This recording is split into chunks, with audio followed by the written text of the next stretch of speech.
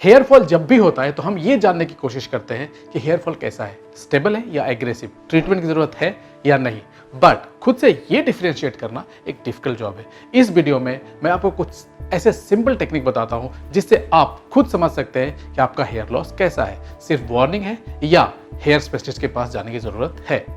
हाय, मैं हूं डॉक्टर अशोक सिन्हा और आप देख रहे हैं हेयर का सबसे रिलायबल और scientific channel hair education. Hair fall दो तरह का होता है, स्टेबल और एग्रेसिव। स्टेबल हेयर लॉस मतलब पर डे जो हेयर लॉस हो रहा है वो न्यू हेयर से रिप्लेस हो जाता है। एग्रेसिव हेयर लॉस मींस कुछ हेयर रिप्लेस होते हैं, कुछ परमानेंट लॉस हो जाते हैं। अब ये कुछ टेक्निक है जो आप खुद बड़े ही आसानी से कर सकते हैं और अपने बालों के बारे में समझ सकते हैं। पहला है ऑब्जर्वेशन, खुद को ऑब्जर्व करें।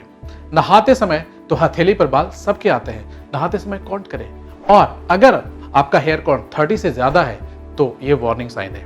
अगर सोते समय पिलो पर या काम करते समय लैपटॉप पर या रीडिंग करते समय बुक पर हर थोड़ी देर में हेयर दिख रहा है तो ये भी एक वार्निंग साइन है और आपको सावधान हो जाना चाहिए। ये तो हुआ ऑब्जर्वेशन की बात। अब बात करते हैं पुल टेस्ट की। पुल टेस्ट एक क्रूड बट साइंटिफिक मेथड है ये जानने का कि हेयर लॉस कैसा है।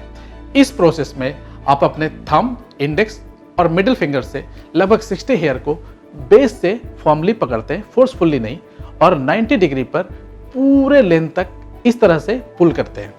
अगर 6 बाल या उससे ज्यादा निकल आते हैं इसका मतलब पुल टेस्ट पॉजिटिव है और हेयर लॉस एक्टिव या एग्रेसिव है, और अगर हेयर 6 से कम है तो पुल टेस्ट नेगेटिव है। अगर पुल टेस्ट पॉजिटिव है तो इसका मतलब क्या है? अब इस सेम प्रोसेस को 5 अलग अलग पॉइंट पर करें। पहला, अगर पांचों पॉइंट पर पुल टेस्ट पॉजिटिव है तो ये टीलोजन एफ्लूवियम हो सकता है। टीलोजन एफ्लूवियम वो टेम्परेरी हेयर लॉस कंडीशन है जिसमें पूरे हेड से हेयर लॉस होता है, जैसे डेंगू, मलेरिया या वायरल फीवर के बाद, या हेयर स्ट्रेटनिंग के बाद, या प्रेगनेंसी के बाद। अगर पुल टेस्ट पॉजिटिव है और सिर्फ मेल पैटर्न बॉल्डनेस एरिया से है तो ये एंडोजेनेटिक एलोपेशिया हो सकता है या उसका अर्ली स्टेज हो सकता है। अगर पुल टेस्ट सिर्फ किसी एक पर्टिकुलर पॉइंट पर पॉजिटिव है तो ये एलोपेशिया एरियाटा या स्कारिंग एलोपेशिया हो सकता है। इस टेस्ट को पुल टेस्ट या ट्रैक्शन टेस्ट कहा जाता है। ये टेस्ट कोई भी कर सकता है, मेल या फीमेल, और कभी भी कर सकते हैं, हेयर वॉश करने के पहले या हेयर वॉश करने के बाद। एशियन, कॉकेशियन और अफ्रीकन कोई भी इस टेस्ट को करके अपने हेयर के कंडीशन के बारे में समझ सकते हैं। अगर पुल टेस्ट पॉजिटिव है तो ये टाइम है हेयर कंसल्टेंट से मिलने का या लाइफस्टाइल में चेंज करने का। जैसे अगर किसी सिकनेस जैसे डेंगू, मलेरिया या वायरल फीवर के बाद हेयर लॉस बढ़ गया है तो आप अपने हेल्थ को इंप्रूव करिए। अगर स्ट्रेटनिंग या किसी और प्रोसीजर जैसे स्मूथनिंग, पॉमिंग, केराटिन थेरेपी के बाद पुल टेस्ट पॉजिटिव है तो अब इस प्रोसेस को रिपीट ना करें।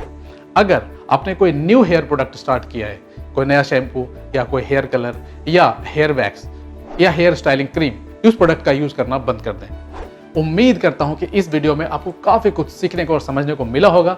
हेयर एजुकेशन के सारे वीडियोस को मैक्सिमम लोगों के साथ शेयर करें, जिससे अगर आपके रिलेटिव या फ्रेंड जो हेयर ट्रीटमेंट और हेयर ट्रांसप्लांट की सोच रहे हैं वो पूरे नॉलेज के साथ बेस्ट क्लिनिक और बेस्ट प्रोडक्ट सेलेक्ट करें और सेफ रहें। और हाँ, खुद को बचाने के लिए चैनल को सब्सक्राइब करना और बेल आइकन प्रेस करना ना भूलें। Thank you very much for watching.